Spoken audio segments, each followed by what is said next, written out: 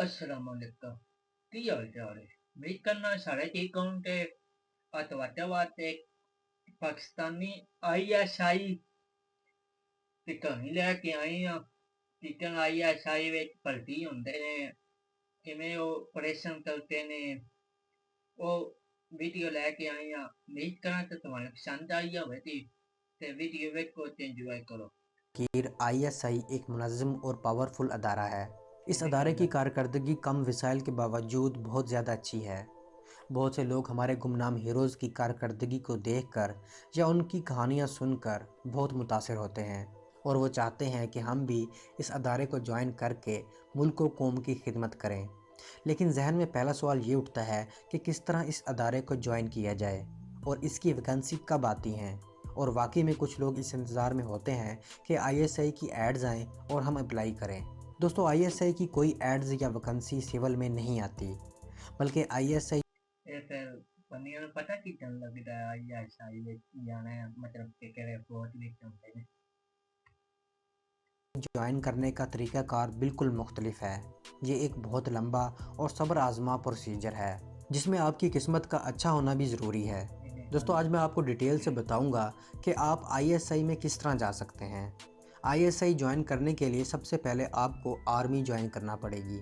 अगर आप as a soldier army join कर रहे हैं तो आपकी तकरीबन 9 महीने की ट्रेनिंग होगी, और अगर as a officer army join कर रहे हैं तो 2 साल की ट्रेनिंग होगी।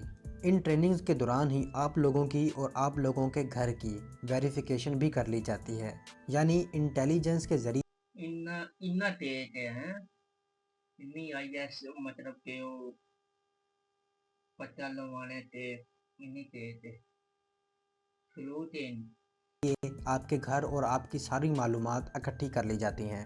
ये अमल कुछ इस तरह से होता है कि ट्रेनिंग के दौरान आपके वेरिफिकेशन डॉक्यूमेंट्स इंटेलिजेंस अदारों को भेज दिए जाते हैं। वेरिफिकेशन के बाद यही डॉक्यूमेंट्स वापस आ जाते हैं, और जिन लड़कों की डॉक्यूमेंट्स वापस नहीं आते उनको तब तक के लिए ट्रेनिंग सेंटर में ही रोक लिया जाता है जब तक वेरिफिकेशन नहीं हो जाती। और ये मसला ज़्यादातर बॉर्डर के नज़दीक रहायश पजीर लोगों के लिए आता है। उन लोगों की सही से तस्दीक होती है कि कहीं दुश्मन के एजेंट तो भर्ती नहीं कर रहे।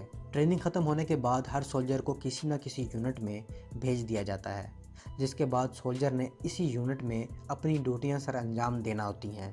यही यूनिट सोल्जर का दूसरा घर कहलाती है। ISI तक जाने के लिए आपको बहुत से प्रोसीजर से गुजरना पड़ता है। यूनिट्स में बहुत सी वैकेंसीज आती रहती हैं, कभी SSG यानी स्पेशल सर्विस ग्रुप की, और कभी मिलिट्री इंटेलिजेंस, और ਇਹਨਾਂ ਦੀ ਟ੍ਰੇਨਿੰਗ ਹੀ ਇੰਨੀ ਹੱਥ ਹੁੰਦੀ ਹੈ ਤੇ ਕਹਿ ਰਿਹਾ ਫੌਜ ਤੇ ਕਰਾ ਭੋਗਦੇ ਨੇ ਉਹ ਚਾਰ ਕੇ ਇੱਕ ਵਾਰੀ ਕਰਨ ਤੇ ਸਹੀ ਨਹੀਂ ਤੇ ਪਾਤਲ ਤੇ ਚਾਰ के करो ना। कभी IS आएगी।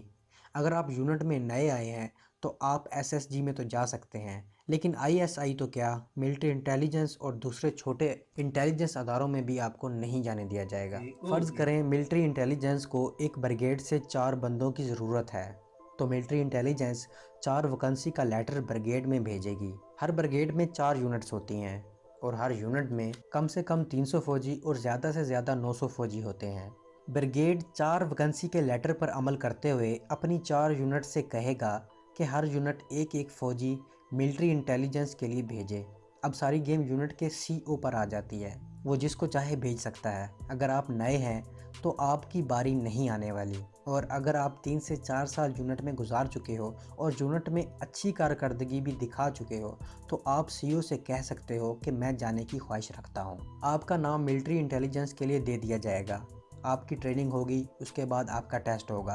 पास होने की सूरत में आपको 3 साल के लिए मिलिट्री इंटेलिजेंस में रख लिया जाएगा। ये 3 साल पूरे होने के बाद जब आप यूनिट में आएंगे और अगर ISI की वैकेंसी आई हो तो आपका नाम ज़रूर दिया जाएगा। और अगर आप मिलिट्री इंटेलिजेंस में ही हैं तो वहाँ अगर ISI को बंदों की ज़रूरत हो तो आपके सरबराह की मर्ज़ी है, चाहे जिसका नाम दे दे। आपकी किस्मत अच्छी हुई तो आपको ISI में भेज दिया जाएगा।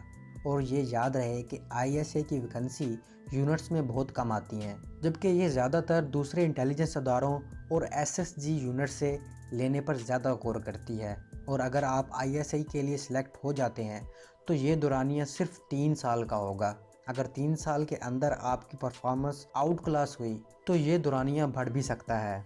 दोस्तों फिर आईएसआई के अंदर और भी बहुत सी कैटेगरीज़ हैं। अगर आप एसएसजी कोर्स करके आईएसआई में आए हैं तो आपसे ज़्यादा टफ काम लिया जाएगा। इसके अलावा आईएसआई हैकर्स को भी अप्रोच करती है और सिविल से भी अगर कोई बंदा इनके काम का है तो अपनी मर्ज़ी से चुनती है।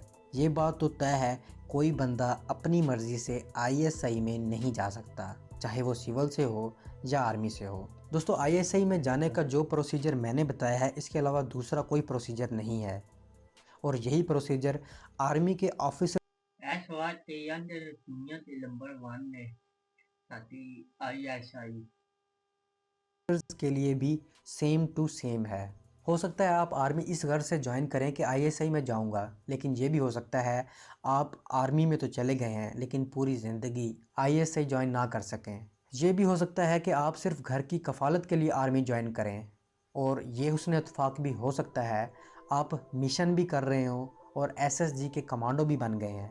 दोस्तों आईएसआई में जाने का प्रोसीजर जितना मैंने आसान करके बताया है, इससे कहीं ज़्यादा मुश्किल है। यही वजह है कि आईएसआई दुनिया की नंबर 1 इंटेलिजेंस एजेंसी है। दोस्तों कमेंट सेक्शन में बताएं कि नेक्स्ट वीडियो किस टॉपिक पर बनाऊं। ਉਮੀਦ ਕਰਨਾ ਤਾਂ ਤੁਹਾਨੂੰ ਵੀਡੀਓ ਪਸੰਦ ਆਈ ਹੋਵੇ ਤੇ ਲਾਜ਼ਮੀ ਦੱਸਣਾ ਕਿਹੜੇ ਨਵੇਂ ਟੌਪਿਕ ਤੇ ਵੀਡੀਓ ਬਣਾਵੀ ਜੇ। ਠੀਕ ਹੈ ਤੇ ਕਮੈਂਟ ਲਾਜ਼ਮੀ ਕਰਨਾ ਹੈ ਤੇ ਸ਼ੇਅਰ ਵੀ ਕਰਨਾ ਹੈ ਤੇ ਅਗਲੀ ਵੀਡੀਓ ਬਾਅਦ ਤੇ ਮਿਲਨੇ ਆ ਫਿਰ।